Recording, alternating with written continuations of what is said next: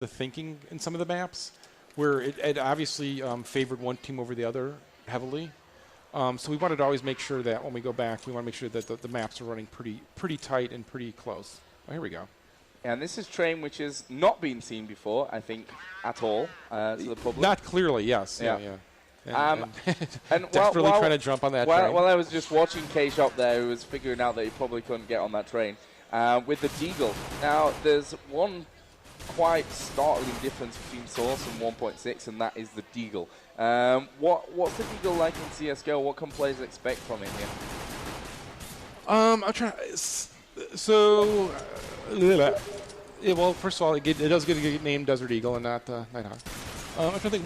How would you describe the changes? CSS Deagle. We kept the CSS Deagle. Yeah. Start there.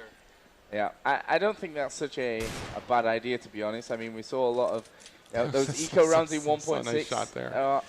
A little bit stale sometimes, let's be honest. Yeah. In Source, you get that Deagle and it can change the whole game.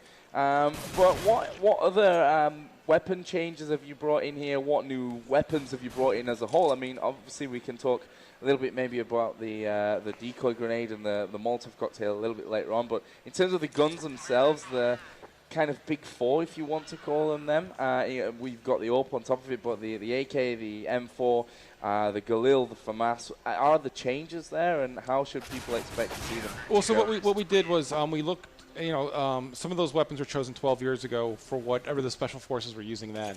Some of these special forces have obviously moved on. Yeah, I was that was a big point that some guys in the community were making, that we should probably upgrade the weapons at some point. I'll let you guess the most controversial removal, which is really a renaming. USB. Yes, exactly. But it's the P2000 is the new version of it, and it behaves the same way. So I guess if you were really married to the name, because maybe you got it tattooed somewhere, I'm sure some you're people probably do. You're probably going to be depressed. But if it's not tattooed on your body and you're just using it, you could jump over to the P2000 and you're going to be equally happy with it. But it really was just looking at we wanted to base it on real world situations in that sense. So we have real world names of the weapons, and we wanted to update what people were really using these days. What about I would see here actually the M4 being used, which is still in the game. The AK is still there. How have you changed or tweaked the AK and M4, which are the most popular two rifles in Counter-Strike as a whole? So those we didn't have to play with as much, right? And they're what you're familiar with. What we really saw was like the submachine gun class of people just not using them, and wanting to make those a more viable alternative. And so there's some tweaking that happened in there. I think probably out of the beta, one thing we'll see is the pricing of those change as we see what people start using and what's too good for this price range. Yeah. And so in that case, like you said, when the guys came out to Seattle, everyone played 4 weapons. We didn't get any feedback on any others. We needed some other feedback. And so that was interesting to see how people saw the changes in those weapons. And we'll see that in the beta. So let's sort then what I mentioned earlier, the real new stuff into Counter-Strike Go, which is let's start with the Decoy grenade, a grenade which, on the map it shows as though someone's firing, you get the sound there. What was the thoughts behind the whole addition of the Decoy grenade? So a lot of times you see, right, people are taking routes and they're checking off if someone's taking that route or not, and so throwing the decoy out there makes you hesitant. You see a lot of video that came out of Eurogamer in particular, I saw, of people throwing the decoy directly at somebody. That's not really good. They know where you are, that you're standing there. But the decoy is really good if you want to have the entire team go one way. So you throw the decoy out. It's going to be using a weapon that you're actually using and make the sounds accordingly. And what about the Molotov? There was some discussion as whether that is too big of a spread, too much damage here and there. How have you gone about balancing the Molotov? It's through our play tests. I mean, that's something that during the beta we're probably going to see some adjustment on. We thought it was fun that the minute everyone came to Seattle and started playing, it wasn't frowned upon. It was like, okay, we understand how we can use this, and it's nice for like blocking a route when we just need that break to take a look down another route.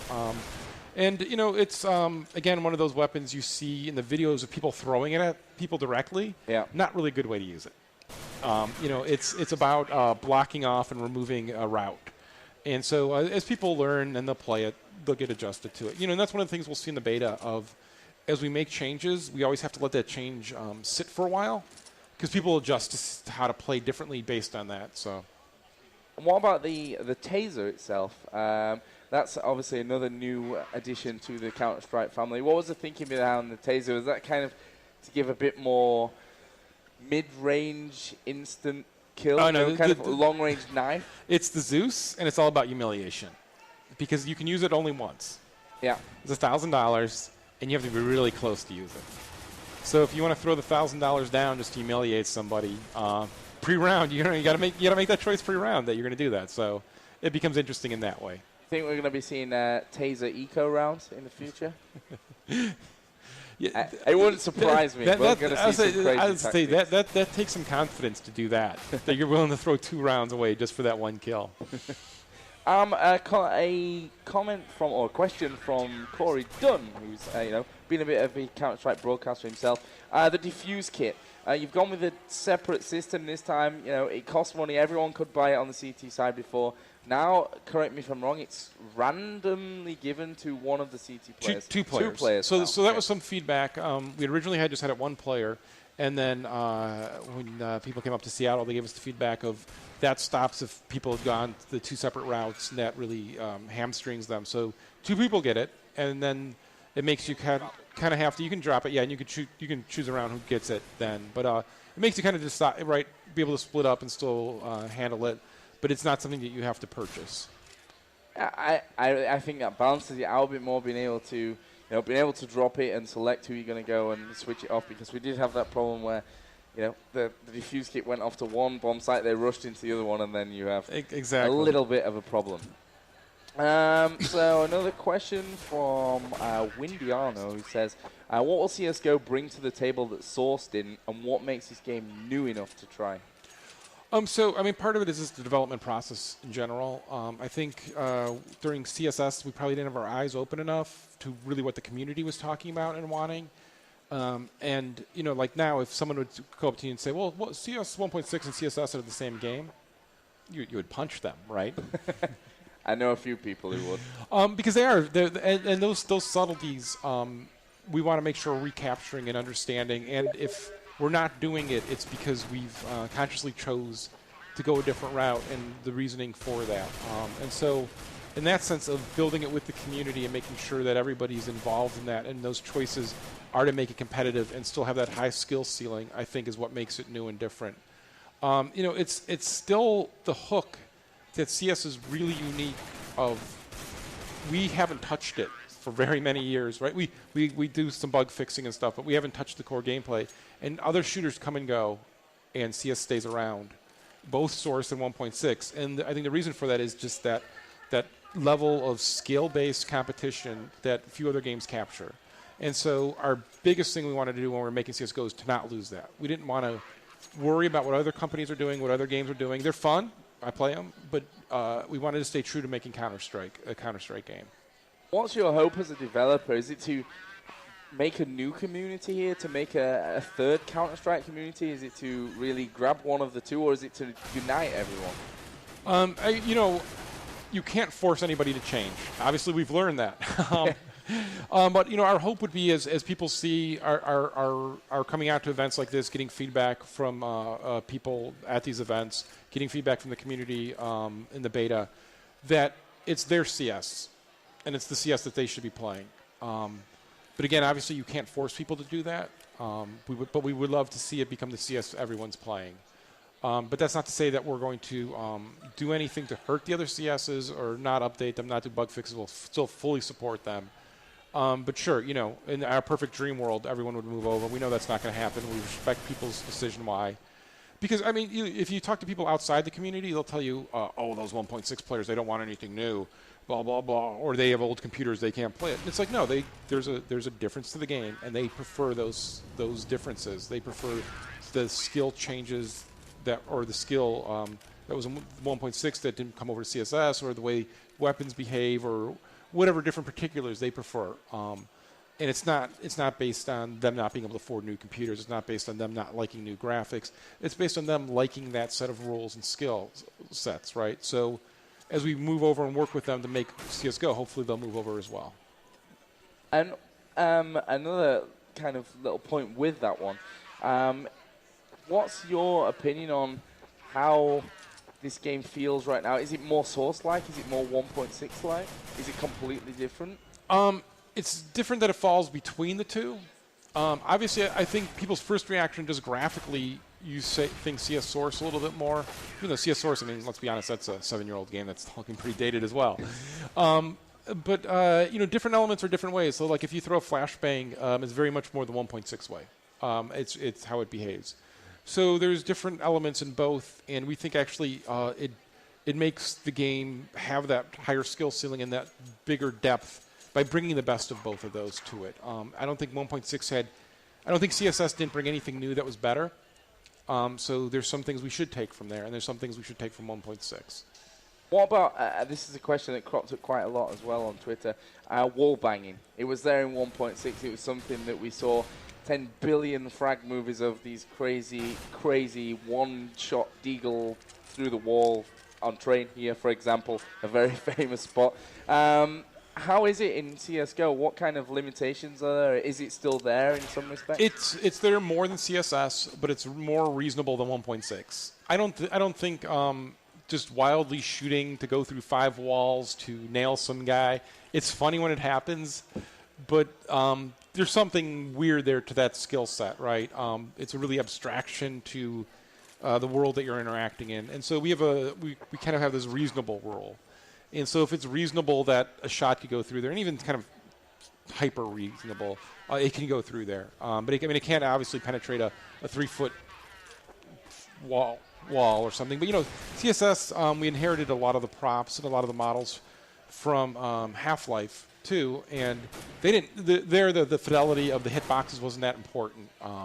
And so when they moved over to CS Source, we inherited a lot of those problems, so shooting through car windows became problematic, and there's some hitboxes that weren't as well done as they should have been. And so we've gone back to that. In fact, we've adjusted hitboxes on players as well to make sure that it's more true to it. CSS had it where it kind of said if you're close enough to the head, we're giving you the headshot. We're saying you've got to hit the head to get the headshot. So the models have that same kind of thing of it's a lot more cleaner, and we're going through and making sure of that. I'm sure we're going to, the minute I say that and the minute the beta starts, someone's going to find one that we need to clean up. So, in a recent video that you released, you said that CSGO is not Counter-Strike 2. This is from Simon, by the way, on Twitter. What is CS2? CS2 isn't this. I don't know. We don't design in the way that we come down with this big design document and then execute on it. We grow more organically. And this grew organically from us coming back and starting to play CS again and falling back in love with it. I mean, it really is one of those things of you sit down and you start playing. If you've gone away from it and you've come back and started playing, you go back to these places that are really familiar to you, that are places that are as real to me as going back to my hometown. Yeah. And so it was that want to kind of bring that back and not worrying about something more. What is CS2? I don't know what it is. When we make it, we'll know what it is. And there's another question from the same guy. Have you seen the CS Pro mod development and what they've done with Counter-Strike Source? Have you taken any ideas from them? Have you thought about working with them even? Well, we've looked at it. They do some interesting things. I think just saying, they've made some choices based on the what was available to them and what they can do. I think since we actually own the engine and everything, we can do some different things. And so, I think they were probably along the track of some of the thoughts we had with the game development. But equally, for us, it's also important that it's just not that high level, that there's an entry point and there's a bunch of stuff outside of the game to help that we want to do as well. And a question actually relating to consoles, which is not something that pops up in my Twitter feed all that often, I have to say. Well, but yet there it is. There it is, right there in black and white and a bit of blue. But to be fair, we were talking to K-Sharp, Volcano, a couple other guys. Everybody plays console games too. The people like to do the 1.6 CSS split. They like to do PC consoles. But come on, what are you playing FIFA on? Or FIFA, excuse me. What are you playing your soccer game on? That's right, I call it soccer.